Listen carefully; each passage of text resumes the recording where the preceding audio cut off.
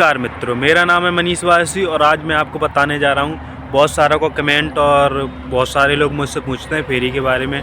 कपड़े का व्यवसाय करना चाहते हैं वो लोग पूछते हैं, जो लोग शॉप करना चाहते हैं, फेरी करना चाहते हैं।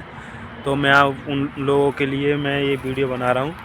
ये देख सकते हैं, ये मेरी बाइक खड़ी है। मैं फेरी फिरता हूँ ना, तो मेरी ये बाइक खड़ी है और आप देख सकते हो। और मैं आपको बता दूँ, फेरी करना तो मतलब आसान है और माल लाना भी आसान है, पर उसको बेचना बहुत मुश्किल होता है।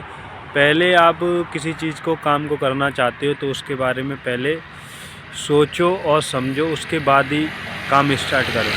क्योंकि मैं आपको बताऊं, क्योंकि मैं फेरी करता हूं तो मैं फेरी के बारे में नॉलेज है। तो मैं सुबह से निकला हूं, मैंने 3 से 4 गांव घूम लिए। और अभी फ़िलहाल में थोड़ा सर्दी का मौसम है और छोटे दिन पड़ रहे हैं इसलिए। और काम भी अच्छा चलता है अगर आप काम के बारे में थोड़ी नॉलेज हो।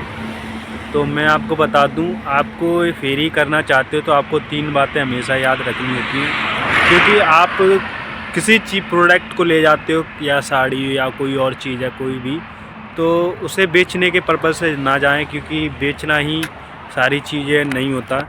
क्योंकि बेचने के अगर पर्पज़ से आप जाओगे, बेचने के मकसद से, तो आप हमेशा उस चीज़ में नुकसान ही उठाओगे। क्योंकि मैं बहुत सारे गाँव में जाता हूँ तो औरतें मेरी साड़ियों को खुलवाती हैं और देखती हैं, पसंद भी करती हैं, और दिखाने के बाद पसंद भी आती है। और फिर वो कहती हैं कि भाव अच्छा नहीं लगाते। और रेट के बावजूद हमें मतलब रेट कम ज़्यादा करके अगर उनके हिसाब से लगाएं, और उनसे बातचीत करने के बाद भी हमें उसमें वो उस रेट में मांगती हैं जिस रेट में हमें वो ख़रीद में नहीं पड़ रही, तो हम उन्हें कहाँ से दें।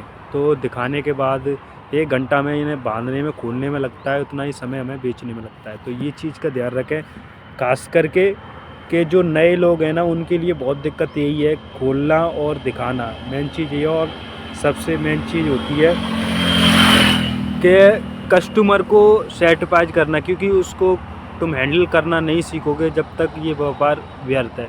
आप माल लाने तो क्या है कि तुम व्यापारी के पास जाओगे, वो तुम्हें दिखा के ये चल रहा है वो चल रहा है, वो तुम्हें 1 नहीं 1 लाख का माल भी दे देगा, फिर भी तुम्हें समझ में ना ये है कि माल लाना तो आसान है, बट उसको ला के बेचना बहुत कठिन होता है। तो इसलिए माल को लेके आना, तो मैं भी अभी फ़िलहाल में माल लेके आया था, मैंने आपको वीडियो भी डाली है।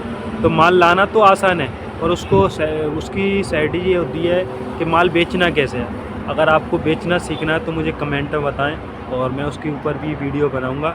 मैं फ़िलहाल में अभी आपको बता रहा हूँ, जो नए काम करना चाहते हैं तो इस काम में फेरी लाइन में जो है ना, फेरी लाइन ये एक ऐसी लाइन होती है जो मैं आपको बता दूँ। फेरी लाइन इस टाइप से है कि जैसे आपको घर से निकले तो आप ये मत समझ के निकलो कि मुझे बेचना है, क्योंकि बेचने के पर्पज़ से जाओगे तो आप हमेशा बेच के नहीं आ पाओगे। तो इसलिए मेरा मानना होता है कि काम कोई सा भी हो, काम करने की स्ट्रैटेजी मतलब जब तक चार्ट नहीं समझोगे तो कामयाब नहीं होगे। तो मैं आपको यही समझाऊंगा कि फेरी बहुत अच्छा काम है, कोई गलत काम नहीं। आप करना चाहते तो करो, मैं इसके लिए आपकी सहायता भी करूंगा। कमेंट में मुझे बताओ, मैं आपको जो भी बनेगा मैं बताऊंगा। और इसमें कितनी बचत है वो भी बताऊंगा, और इसमें कितना फ़ायदा है, मुनाफा है। ये साड़ी आप मेरे पास देख रहे हो, कम से कम 40 से 50 हज़ार रुपये का माल मेरे पास अभी फ़िलहाल में है। तो 40 से 50 हज़ार का मेरे पास माल है अभी।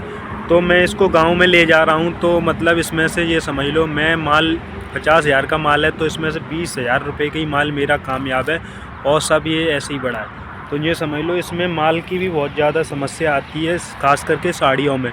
क्योंकि साड़ियों में इतनी सारी वैरायटी आती हैं कि इसमें समझ में नहीं आता क्या रखे क्या नहीं। व्यापारी तो अपने समझ से दे देता है कि ये ले जाओ वो ले जाओ, पर मेन चीज़ होता है उसको ला के बेचना, क्योंकि बेचना सबसे मेन मुद्दा बेचना ही होता है। तो आप देख सकते हो। चलो अब मिलते हैं नेक्स्ट ब्लॉग में।